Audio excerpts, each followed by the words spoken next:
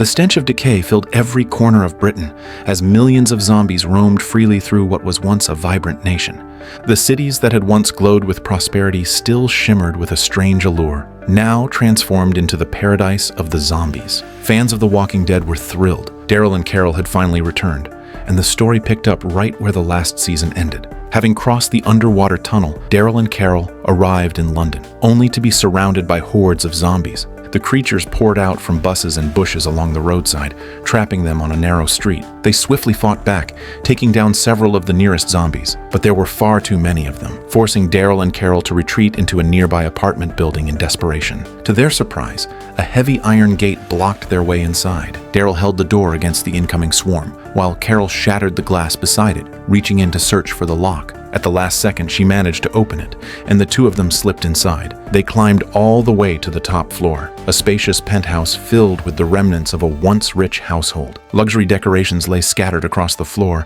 and the eerie sight of the owner hanging lifeless from the ceiling sent chills down their spines. As they split up to collect supplies, the zombie hanging from the rope suddenly broke free and fell to the ground. Daryl dodged its attack and smashed an antique ornament into its skull.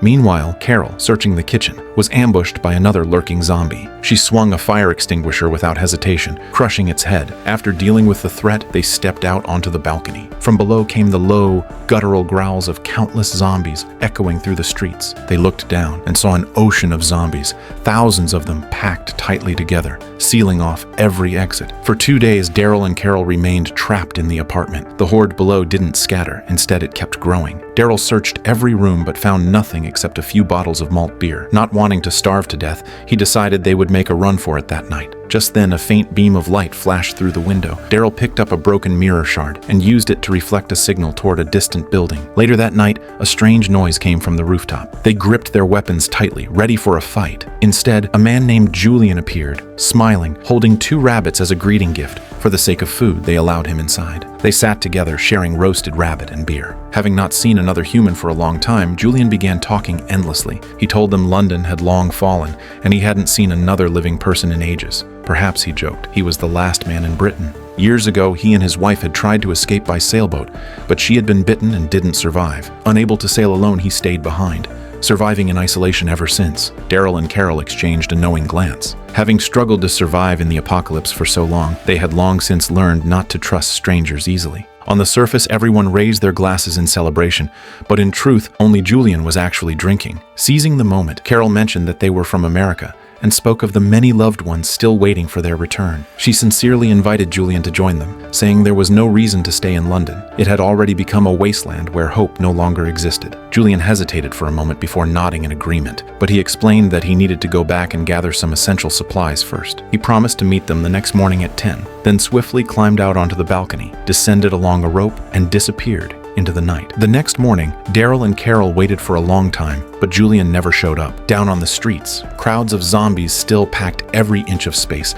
leaving no room to move. Just as they began to suspect Julian might have deceived them, a loud and resonant bell suddenly echoed across all of London. The zombies on the street seemed to respond to the call, turning and shambling toward the direction of the sound, gradually clearing the way. Not long after, Julian reappeared, carrying several backpacks.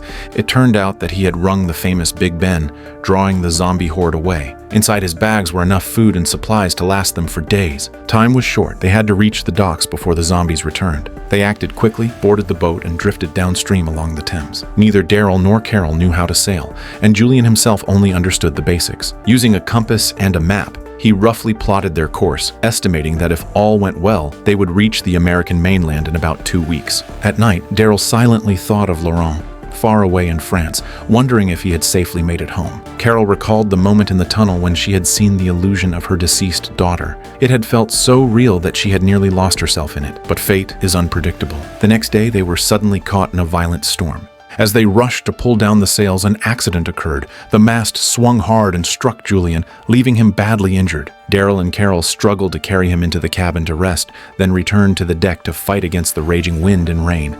After an unknown amount of time, Daryl finally regained consciousness, only to find that their boat had run aground on a strange, unfamiliar beach. Carol lay nearby, calling out weakly for help. She had suffered a head injury that blurred her vision, and Daryl had to support her just to help her stand. Daryl suddenly remembered Julian, who was still in the cabin, but when he opened the cabin door, it was empty. Carol noticed a figure standing by the shore. She called out Julian's name and walked toward him, but to her horror, he had already turned into a zombie. This last survivor of Britain, who had just begun his journey with Daryl and Carol, had tragically perished. Because of her injuries, Carol couldn't move quickly.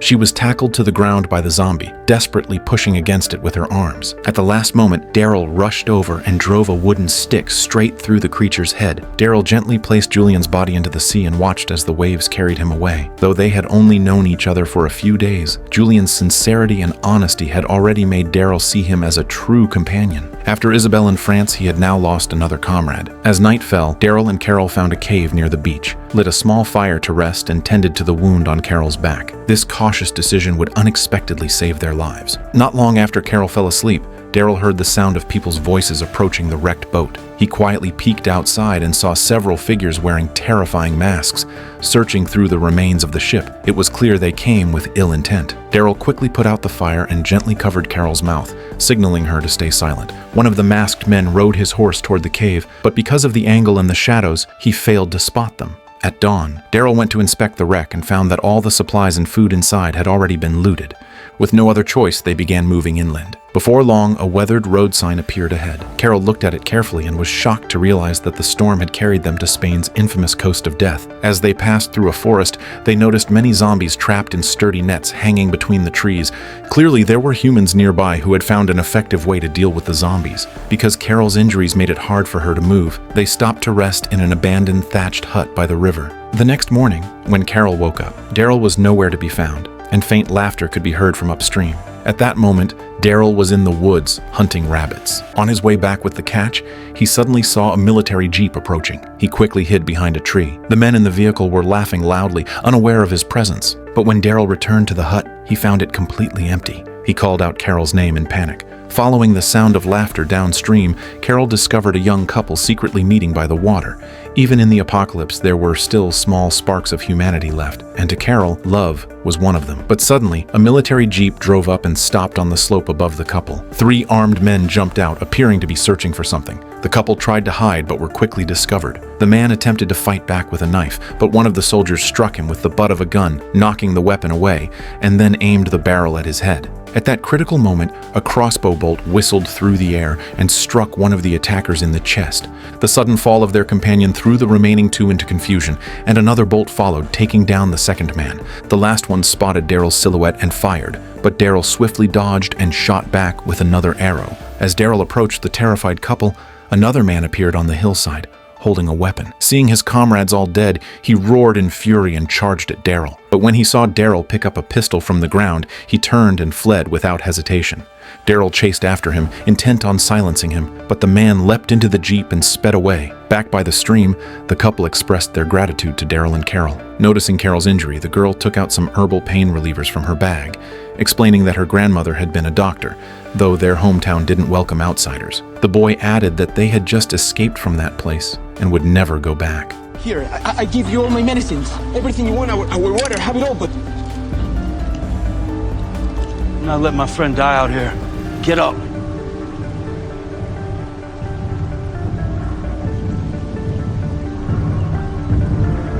Start walking. After walking for several kilometers, they saw a small town in the distance. When Daryl asked why they had left, Roberto replied that the world was vast and they simply wanted to see it for themselves. Daryl paused for a moment and reminded him that the world outside might not be as beautiful as it seemed. Roberto smiled bitterly and said that, in truth, the town was no different. As they reached the entrance, they saw guards luring a group of zombies into a massive iron cage. It was clear the zombies were being used as a unique form of defense, ready to be released against invaders if necessary. Several massive sculptures of zombie heads towered over the walls, casting an oppressive and terrifying atmosphere across the entire town. When the female guard, Paz, saw Justina and Roberto returning with strangers, she grew wary. But after Justina explained that Daryl and Carol had saved them and that Carol was injured, Paz signaled her companions to open the gate. Inside, the town was surprisingly peaceful. Residents went about their daily routines, and children ran through the streets playing ball as if the apocalypse had never happened. However, as they reached the central square, a curly-haired man blew a whistle, and armed guards appeared from all directions, surrounding them. Daryl stood his ground without fear and aimed his weapon at them. Fortunately, Justina quickly declared that she was the man's niece. After some tense explanation, the standoff eased, and both sides finally lowered their weapons. The man called for a doctor to treat Carol's wounds and introduced himself as Federico, the mayor of Solas Delmare. Daryl asked if they could stay for a short rest, but Federico was highly wary of outsiders and refused, saying it was their town's long-standing tradition never to let strangers stay overnight. Justina spoke on their behalf, and Daryl promised they would leave as soon as Carol's fever went down. Roberto's father, Antonio, also offered to take them in and let them stay at his house. Federico finally relented and made an exception, allowing them to remain, but only for 2 days. Antonio took Daryl and Carol home and thoughtfully prepared a bed for Carol. Roberto, however, was upset that Daryl had forced them to return to Solas, admitting they had planned their escape for a long time. Daryl didn't understand what was so wrong with this seemingly peaceful town, but with his father standing nearby, Roberto fell silent and said nothing more. As the first sunlight touched the town, the sound of bells and roosters echoed through the streets. When Carol woke up, she felt much better, and the fever had subsided. Daryl was preparing some food for travel, while Antonio enthusiastically made them a Spanish-style grilled meat breakfast. Just then, Paz arrived on horseback, announcing that King Guillermo had come to visit Solas. Antonio explained that this might be the last remnant of the Spanish monarchy. The king visited each town once a year, bringing crates of gifts and offering military protection. Under his rule, the towns had formed alliances and helped one another, maintaining the fragile peace that existed now. But suddenly, a middle-aged man burst through the crowd and smashed a bottle toward Guillermo, shouting in anguish, demanding to know what the king had done to his daughter. Guards quickly seized him, and the surrounding people simply watched in silence. From the royal car stepped a woman dressed in a white veil, said to be the king's future queen. But when Paz saw her face, the smile on her lips instantly vanished. From Antonio, they learned of a cruel rule within this kingdom. Each town must offer one young girl every year as a tribute, in exchange for weapons and so-called protection. The girls who were taken away never returned, and no one ever saw them again. Roberto quietly explained that this was why they had tried to escape, and the girl's father was publicly punished in front of everyone. However, the townspeople seemed accustomed to it, silently unloading the weapons and supplies from the king's convoy. The next day, 4 carefully dressed young girls stepped into the town square, and Justina was among them. A special game was about to take place here, with each little pig having a ribbon tied around its neck, and on each ribbon was written a name. Whichever pig crossed the finish line first would determine which girl was chosen as this year's sacrifice to the king. Roberto and Justina watched nervously. Luckily, when the race ended, the winning ribbon did not bear Justina's name. They both exhaled in relief. However, watching the chosen girl cry as she said goodbye to her mother, they couldn't help but feel a deep sorrow, especially Daryl and Carol, who found the scene overwhelmingly oppressive and uncomfortable. At that moment, a jeep stopped near the square, and stepping out of it was the man who had escaped from Daryl earlier. That night, the town held a grand bonfire celebration. Daryl learned from Paz that the locals called the zombies the Heartless. According to Spanish belief, to be without a heart meant to be without a soul. They used the Heartless to patrol the walls,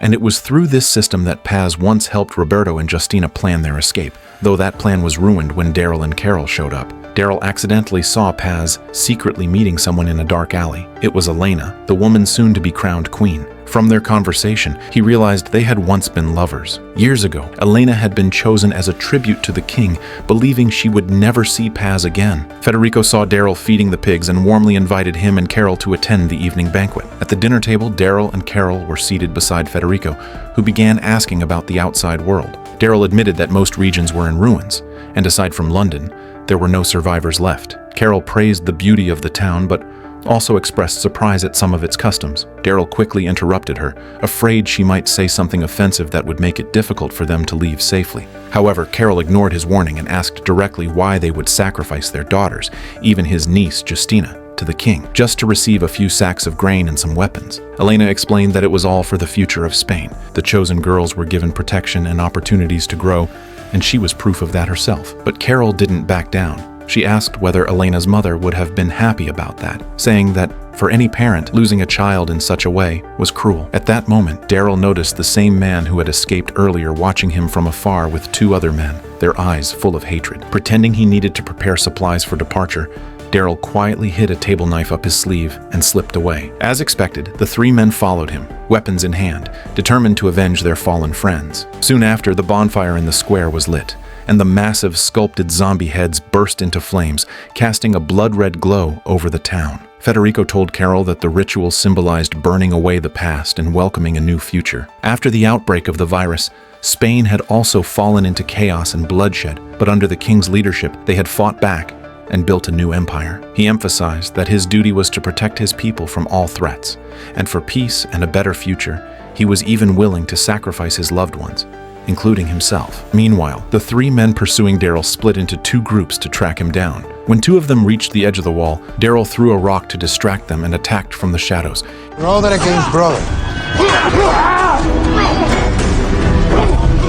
In a fierce struggle, Daryl kicked one man off the wall and drove his knife into the throat of the other. He walked to the edge of the wall and saw the man desperately clinging to the corner, while below him was the iron cage filled with zombies. Ignoring the man's desperate pleas, Daryl calmly sliced through his fingers, letting him fall into the cage to be devoured. The next day, King Guillermo confronted Federico, saying that a few days earlier, his men had been attacked while fetching water from the river. Only one survived, but last night he and two others had vanished without a trace. All of this had happened during the town's celebration.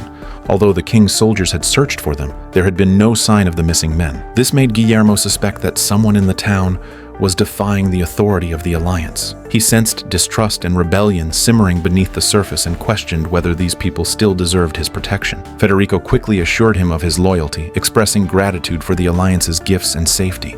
But Guillermo was not convinced. He demanded that Federico prove his loyalty through real action, warning that otherwise, the Alliance would no longer have any reason to protect Solas Delmare. After Guillermo left, Federico immediately summoned his trusted men to confirm that it was, indeed, the riverbank where the American had rescued Roberto and Justina. He ordered his subordinates to check whether any vehicles or horses had entered or left the town the previous night, and instructed them to make sure Daryl and Carol left as soon as possible. Daryl took Roberto to the coast to repair the boat. As soon as they reached the gate, they saw several of Guillermo's soldiers patrolling the streets with weapons, searching for something.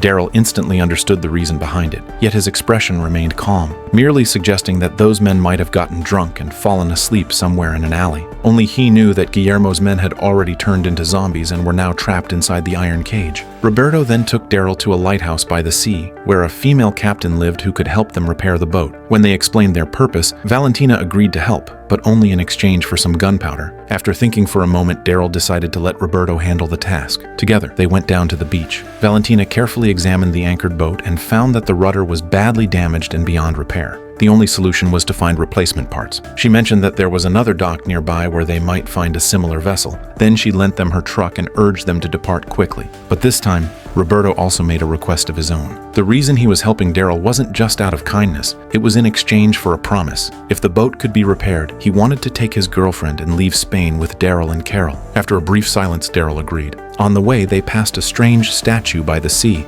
surrounded by piles of objects and stones. Roberto explained that these were mementos left for loved ones, each stone inscribed with a message for remembrance and prayers of safety. Soon, they arrived at a beach filled with shipwrecks and began searching for wreckage similar in structure to their own boat. They found a sunken vessel, and on it, the rudder they desperately needed. They worked together to remove it, but the noise from their hammering echoed across the empty shore, attracting an unseen danger. Just as Roberto lifted the rudder in excitement, he suddenly felt something moving under the water. Daryl thought it was just fish, but then the surface suddenly exploded. An eerie, pale zombie lunged out of the sea. Startled, Roberto dropped the rudder and ran toward the beach. Daryl quickly fired his gun, killing the creature, but it was the first time he had ever seen a zombie that could swim. They barely had time to catch their breath before the gunfire attracted even more zombies. Daryl fought fiercely with his shotgun, yelling for Roberto to retrieve the rudder. But the zombies surrounded them from every side, and his ammunition soon ran out. In desperation, Daryl picked up a heavy iron anchor chain and swung it like a flail, smashing it into the approaching horde. Meanwhile, Roberto struggled in the shallow water, searching for the rudder. Just as he found it, 3 more zombies emerged behind him. At the last second, Daryl arrived and shot each one dead. While Daryl was fighting for his life, the town presented a stark contrast. Carol sat with Antonio, sharing wine and watching an old Spanish film. At the same time, Paz and Elena rekindled their past romance and quietly came back together. Daryl left the Rubik's Cube that Laurent had once given him along the Camino de Santiago. He knew that fragile bond had already been severed by fate. and it was unlikely they would ever meet again.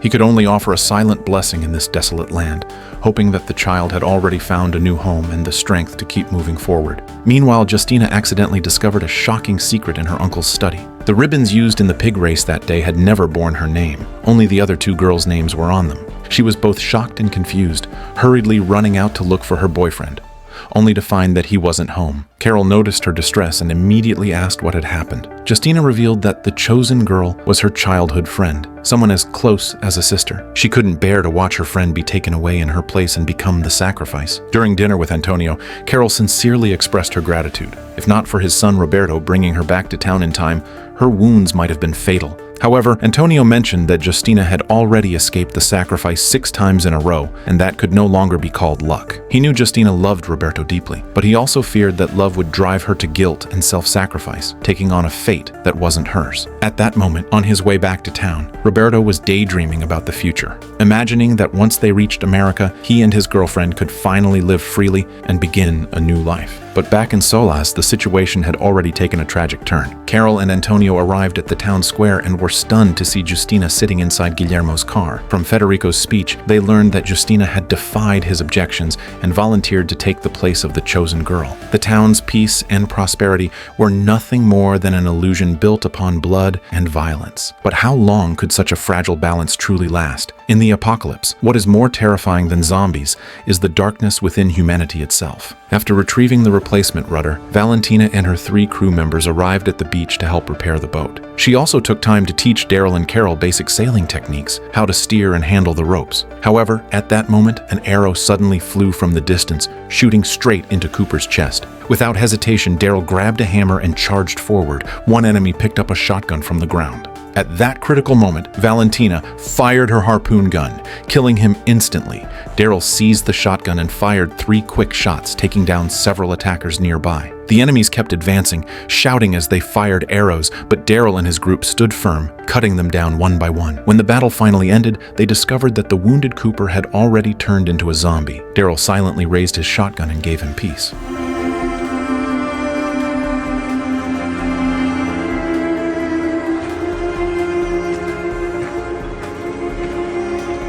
Daryl and Roberto then set off back to the town, but midway through they heard the roar of engines behind them. They quickly hid in the roadside grass, their eyes fixed on the approaching convoy. Several heavy trucks roared past, carrying a massive catapult-like device, and inside the iron cage was a group of struggling zombies. Meanwhile, the peace of Solas was completely shattered. Federico immediately mobilized all the townspeople to climb the walls and prepare for a life-or-death battle. The attackers wore rough fur garments and looked as savage as wild beasts, waving various weapons in their hands as they charged toward the town gates with frenzied roars. The town's defense began as the cages holding the zombies were pushed open, unleashing swarms of them toward the invaders.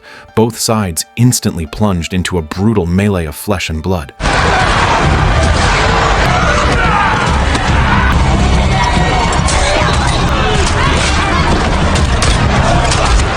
The townspeople stood atop the walls, firing arrows to suppress the enemy's advance.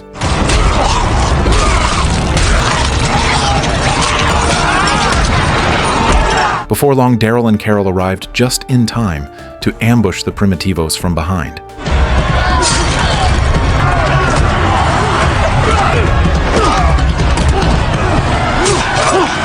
A heavily modified Jeep then rammed into the town gate, splintering the thick wooden doors wide open. The Primitivos poured in through the breach.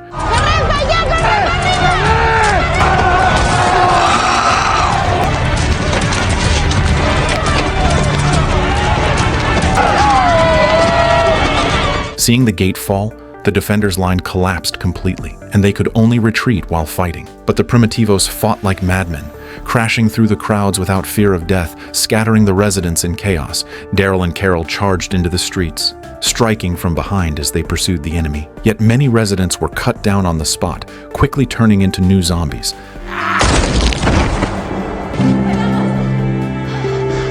It was his nephew. I'm with you. Okay. The town fell into total chaos. Antonio and his son fought desperately to hold their ground.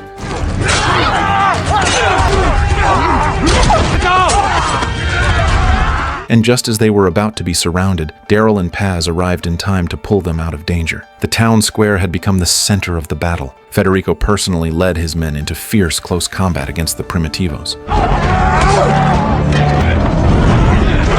Soon, Carol and Gustavo also joined the fight, battling side by side. But the enemy's numbers were overwhelming, and amid the onslaught, Federico was struck in the shoulder by a blade, blood gushing from the wound. As night fell, the number of Primitivos in the streets began to dwindle, and the fighting seemed to calm down on the surface. But Daryl felt uneasy. He knew the attackers inside the walls couldn't all be lying dead. As Roberto made his way back toward the gate, he looked up and saw a massive fireball descending from the mountain, streaking straight toward the town. Terrified, he ran back to the square, shouting a warning. A fireball struck, destroying a truck parked nearby. When the flames spread, they revealed burning zombies crawling out of the wreckage.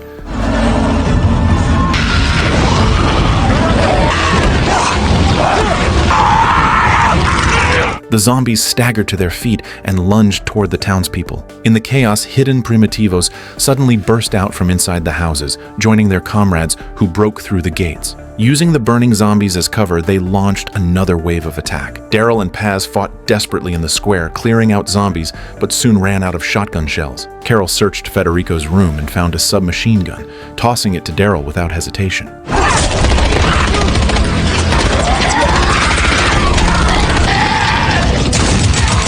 Federico, fighting through his wounds, dragged out a hand-cranked Gatling gun and unleashed a storm of bullets toward the enemies at the back of the square.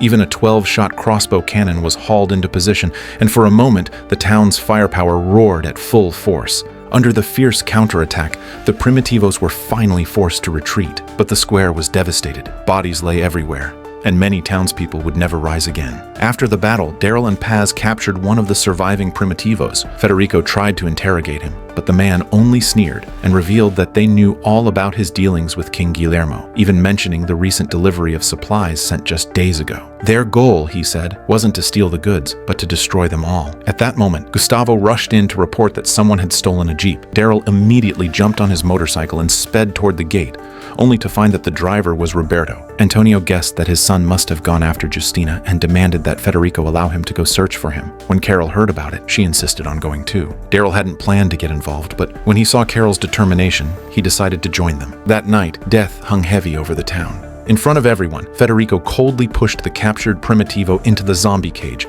executing him in the most brutal way. Following the trail, Daryl and the others soon found Roberto's overturned Jeep on the roadside, completely empty. Carol spotted a pocket watch in the grass, and Antonio recognized it instantly. It was the gift Roberto had given to Justina. That could only mean the two had been together when it happened. They followed the tracks left by the kidnappers' convoy until they found where Roberto had been taken. Two soldiers were standing near the bridge, admiring their handiwork, preparing to cut the rope and throw Roberto into the horde of zombies below.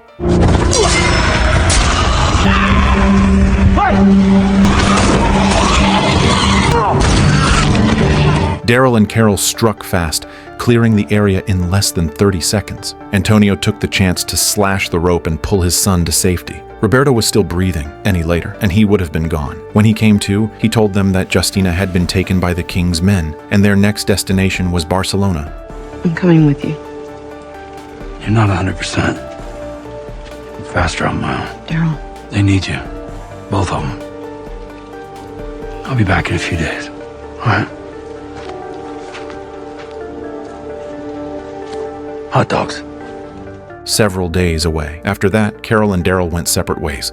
Carol returned to Solas with Antonio, while Daryl continued the pursuit. They didn't tell Federico the truth. Carol only said that Daryl was repairing the boat on the beach and would spend the night there. After Federico left, Carol told the truth to the person she trusted most, Paz.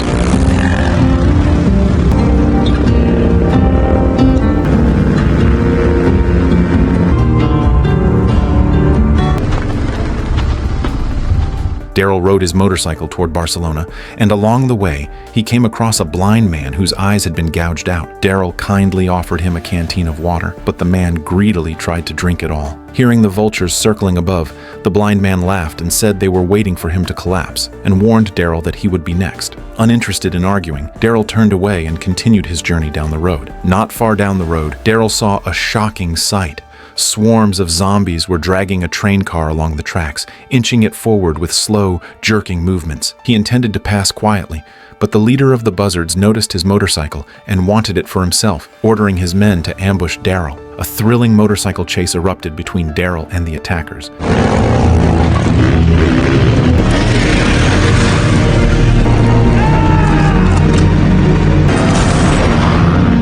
Though he managed to wound his opponent, more riders quickly closed in, forcing him to abandon the bike and flee into the desolate wilderness. Under the blazing sun, exhaustion and thirst soon overwhelmed him. Above, vultures circled low, not even sparing the rotting flesh of zombies, as if waiting for Daryl to collapse and join the feast. Night fell, and the valley winds turned freezing cold.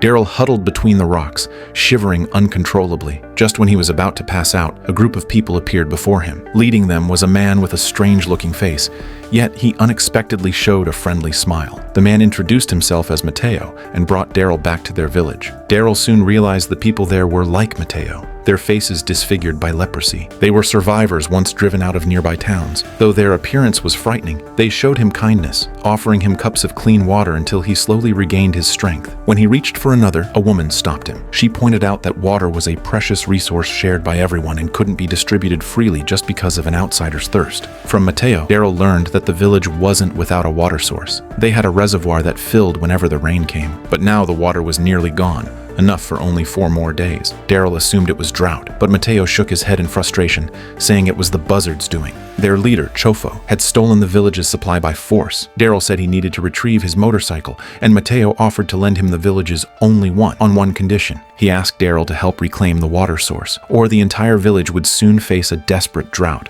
Amaya strongly disagreed, convinced that once Daryl got a means of transport, he would never return. But what happened next proved her wrong. Daryl lured the Buzzards' bikers straight to the village gates, where the villagers lay in ambush. When the battle broke out, they fought fiercely, taking down each enemy one by one.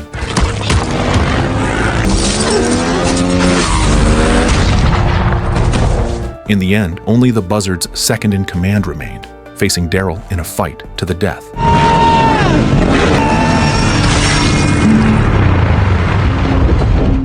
After that, Daryl rode his motorcycle to the bridge ahead of the railway, patiently waiting for the undead train to pass. He jumped onto the moving cars, took out 2 guards, and cut the chains linking the carriages. Freed from their confinement, the zombies surged forward, crashing toward the man on horseback strumming his guitar. As chaos spread, the train cars were soon surrounded by zombies. Seeing Daryl breaking through a window, Chofo panicked and emptied his magazine wildly, the noise drawing even more zombies. With the situation turning dire, the 2 men were forced to fight side by side, clearing the carriage together. After the brutal struggle, both were completely exhausted. With a simple gesture, they silently agreed to a truce and paused to catch their breath. Moments later, the second round began. When Chofo reached for the shotgun, Daryl lunged forward, tackled him into the bathtub, and pinned him down tightly.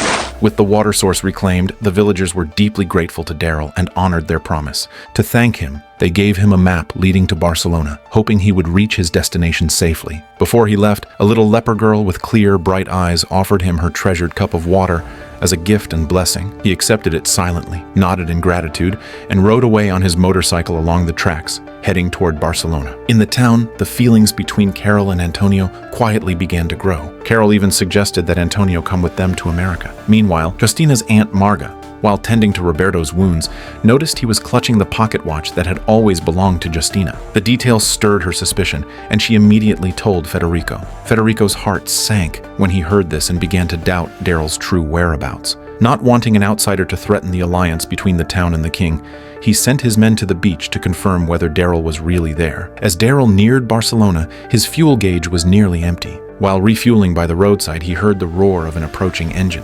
Instinctively, he drew his pistol and aimed behind him, but when the car door opened, he was stunned to see Paz step out. With a smirk, She joked that she figured Daryl might need a guide in Barcelona and teased him about his water cup printed with a cartoon hippo. Daryl could only let out a helpless smile. Soon, the two of them reached Barcelona together. Paz mentioned that she had once lived in the city and knew every street by heart. She pointed toward the ancient castle on the distant hill. That was the king's stronghold. Realizing they couldn't rescue the hostages alone, Paz decided to find a few old friends to help. As the camera swept over the ruined city, a broken Ferris wheel came into view, with a couple who had turned into zombies still trapped in their seats, growling hungrily at the food below. In the town, Antonio was showing Carol an old video he had filmed years ago in Barcelona. On the screen, his wife Maria was still smiling gently. They were reminiscing about the past when Federico suddenly arrived for a visit. When he saw Maria in the video, his expression froze for a brief moment, but he quickly composed himself and continued chatting, casually asking about Daryl's whereabouts. Carol explained that Daryl was the kind of man who never stopped working once he got started. But Federico already knew the truth. He had already been informed by his men that Daryl was never seen on the beach, and the bodies of Guillermo's men, whom Daryl had killed, had been found among the zombies. That night, Federico returned to his room. His mother once again urged him to settle down and start a family, but he politely declined, using his busy duties as an excuse. After his mother left, he opened a drawer and took out a faded photograph. It was Maria. Meanwhile, Antonio began opening up to Carol. He recalled the days when he used to film documentaries, with Maria always by his side as both reporter and translator. But during an interview with a government official, a sudden car explosion destroyed his world. Maria, who had been standing closest to the blast, died instantly. From that day on, he chose to hide the truth, never telling his son Roberto that his mother had died because of him. When they returned to Roberto's room, the caretaker brought alarming news. Roberto had developed a fever. Just the night before, he had seemed fine, but now his condition had suddenly worsened. Confused and anxious, they decided to seek medicine from Federico. However, Federico refused, claiming a shortage of supplies. He said that since Roberto had disobeyed orders and endangered the alliance by angering Guillermo, no one knew when the next shipment of medicine and supplies would arrive. Late that night, Carol made a bold decision. She silently sneaked into Federico's room to steal medicine but was caught by Marga. Seeing this, Carol had no choice but to appeal to her emotions. With tears in her eyes, she accused Federico of punishing Roberto out of jealousy, claiming he ruined Roberto and Justina's love just because Roberto was his rival's son, and even sent the girl into Guillermo's hands. She then hinted that Roberto's sudden illness might be because Federico had poisoned the food. Carol's heartfelt words shook Marga deeply. Moved by sympathy, she finally handed Carol the medicine and urged her to leave before anyone noticed. By morning, Roberto's fever had broken after taking the pills. Carol breathed a sigh of relief, but knew they couldn't stay any longer. She decided to take Roberto to the lighthouse to stay temporarily with Valentina until Daryl returned, and then they would all sail to America together. They hid Roberto in a wooden crate in the back seat, preparing to leave quietly. Before departing, Antonio confessed his feelings to Carol. Listening to their conversation, Roberto felt a mix of emotions. But as the car reached the town gates, Federico and his soldiers blocked their way once again. Tension filled the air, and for a moment, violence seemed inevitable. But Antonio stepped forward, threatening to expose Federico's secrets about Justina's past, forcing him to back down and allow Carol to leave. However, the confrontation completely destroyed any remaining trust between them, and Antonio knew Federico would not forgive him. Watching Carol's vehicle disappear into the distance, Antonio's thoughts drifted back to the day of the explosion years ago. After the car explosion on the way to the hospital, his wife turned into a zombie in his arms. The camera cut back to Daryl. Under Justina's guidance, he and Paz arrived at a survivor camp led by a woman named Laia, one of Justina's old friends. But after hearing their plea, Laia helplessly explained that they didn't have the strength to fight back. The few weapons they had were only enough to survive. Among the camp residents were several girls who had escaped from Guillermo's castle. They had been taken as sacrifices and subjected to torture. Escaping alive was nothing short of a miracle. Daryl's expression hardened. He proposed a plan. They would help rescue the imprisoned girls, and in return, the survivors would join the fight to overthrow the cruel king and end the reign of sacrifice once and for all. 2 days later, they learned that Guillermo would be visiting a nearby village, and they planned to ambush him on his way back to the castle. Outside the center of Barcelona was a circular moat. But instead of water, it was filled with zombies that had been sealed off. Originally, it had been a containment zone for the infected, but over time it became a living barrier against intruders. The chosen ambush site was at the moat's intersection, a weak point, guarded by only a few soldiers, far safer than a frontal assault on the castle. That night, Daryl dreamed of his childhood, a memory carved deep into his bones. He and his brother had often been beaten by their drunken father. His brother would shield him again and again, shouting for him to run and never come back. Those memories were like shadows carved into his bones, and perhaps it was from that moment that Daryl began drifting from place to place, never able to truly settle anywhere. The next day, Guillermo's convoy slowly approached the ambush site. Paz drove a garbage truck straight into the road, blocking their escape completely.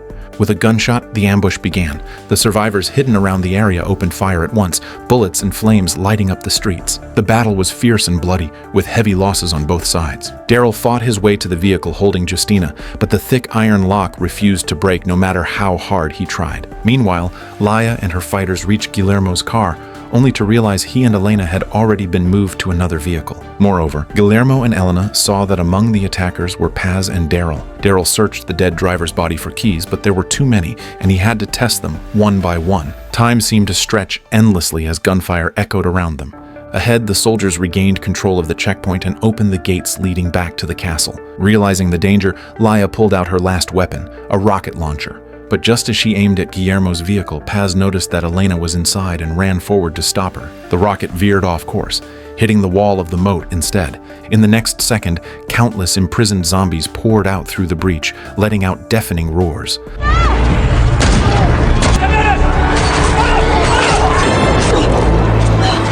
Laia tried to charge forward to kill Guillermo, but was shot in the chest and thrown to the ground, where the zombies swarmed over her. The situation had spiraled completely out of control. Guillermo's convoy seized the chance to speed forward, rushing through the gates and escaping into the distance. Daryl and Paz were surrounded by a flood of zombies. He used a crowbar and his handgun, but still couldn't break the iron lock, forced to watch helplessly as the truck carrying Dina disappeared from sight. Both the rescue and the assassination had failed. The survivors had no choice but to retreat to their community to tend to their wounds. After saying farewell to the others, Daryl and Paz refused to give up on their mission. Elsewhere, the pilgrimage road to Santiago lay quiet and sacred beneath the morning mist. That day, a lone traveler arrived from afar. As he stood in prayer before that ancient statue, he suddenly noticed a familiar object lying at its feet. It was the Rubik's Cube Daryl had left behind. Cadran, who had been separated from Daryl in the tunnel, had also followed the trail and made his way to Spain. Meanwhile, Daryl and Paz disguised themselves as palace servants and infiltrated the castle of El Alcázar. That night, a grand ceremony was about to begin. According to palace rules, every servant had to wear a white mask, and those masks conveniently hid their true faces. Back in Solas, Carol still couldn't stop worrying about Antonio. She feared Federico's revenge, so she hid herself in the back of one of Valentina's trucks and secretly returned to the town. At that very moment in the town square, Federico was presiding over a public trial. He loudly accused Daryl and Carol of betraying the trust of the town, claiming they had killed Guillermo's soldiers. Though the American had escaped, Federico declared that his accomplice, Antonio, must pay the price. On his command, soldiers hoisted Antonio up in front of the crowd as punishment. When night fell, Carol risked everything to rescue him, but their escape was quickly discovered by the guards. A kind villager hid them in the cellar beneath his house. After a brief rest, the pursuers found their trail again. Carol and Antonio fled through a narrow underground passage, but soon ran into several wandering zombies. An arrow sliced through the darkness, killing one of them instantly. Gustavo appeared and led the two to his hidden shelter. Meanwhile, the royal palace in Barcelona glittered like daylight. Inside the Golden Hall, nobles and dignitaries raised their glasses in celebration. The zombies were forcibly dressed in luxurious royal gowns, their faces covered in thick makeup, and their hollow eyes glimmered eerily under the lights. Their arms and legs were tightly bound with ropes, and backstage workers operated hidden levers, controlling the corpses like marionettes to perform a solemn yet grotesque opera for the aristocrats' twisted amusement. The old king sat high on the platform and announced the official start of the selection ceremony. 5 young women dressed in elaborate gowns were brought to the center of the stage. Among them stood Justina. One by one, the noblemen stepped forward to make their choice. Justina was soon chosen by a young nobleman. While the other girl captured with her was ignored and taken away to the cells in the back, Daryl slipped into the backstage area, silently taking down the guards and freeing the chained zombies.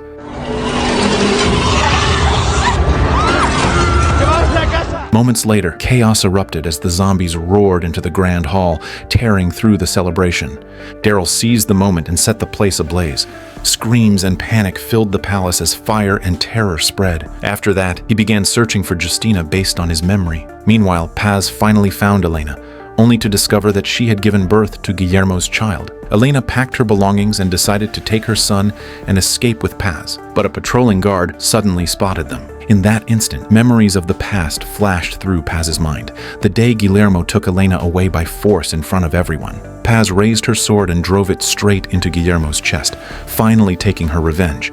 While searching for Justina, Daryl accidentally entered the deepest part of the palace, where he found the old king already transformed by the virus into a walking corpse. Daryl ended his suffering with a single clean strike. Elsewhere, the young noble who had chosen Justina brought her back to his chamber.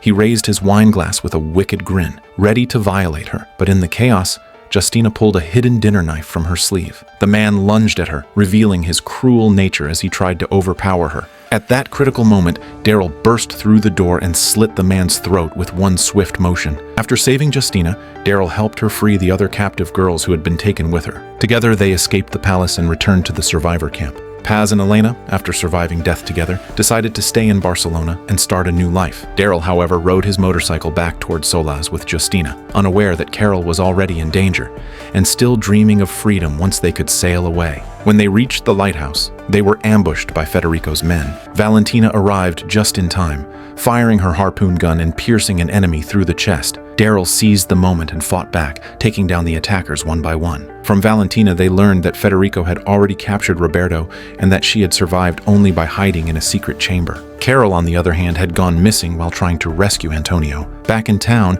Carol and Antonio had been betrayed by Gustavo. Valentina's 2 followers were killed and chained together with Roberto. Federico had planned a public execution, forcing the townspeople to watch as the so-called traitors were torn apart by zombies.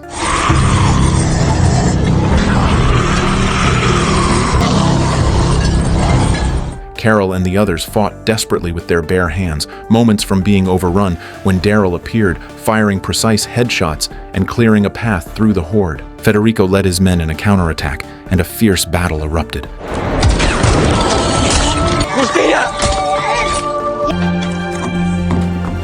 Suddenly, Justina stepped forward, shouting that Federico had deceived everyone. Under his mother's furious scolding, Federico ordered his men to start killing the zombies in the square. The townspeople began to emerge from their homes. Federico was also slapped across the face by his mother. Federico's lies completely collapsed, and he was taken away by soldiers and thrown into a cell. Carol and Daryl prepared to finally begin their journey home. This whole time I've been trying to get home. Why the fuck did I leave in the first place? Why'd I have to get in a fight with that guy in Maine and get thrown on the boat? Why didn't I leave France when I could've? This makes no sense. You know, my whole life I've been running. Just running and fighting. That's all. You had to, just to survive. It's like a bad habit now, though. Every time I get somewhere, I just feel like I gotta go. Doesn't matter where. I just hear that voice and I gotta go. I'm afraid when we get home, I'm gonna hear that again. But that night, the soft-hearted Marga secretly released her son, and Federico went to the beach to seek revenge on Daryl. You can just sail home now? Putos junkies. You are gonna die here, and roam around La Costa da Morte until the flesh rots off those hueco bones. Antonio rushed forward and tackled him to the ground, but in the struggle, Federico's gun went off. The bullet struck the boat's fuel tank and fire raced across the deck. Daryl and Carol grabbed buckets and tried desperately to put it out, but it was already too late. The explosion lit up the night sky, and Kadrin witnessed it all from a distance. Fate brought them together once again in this foreign land.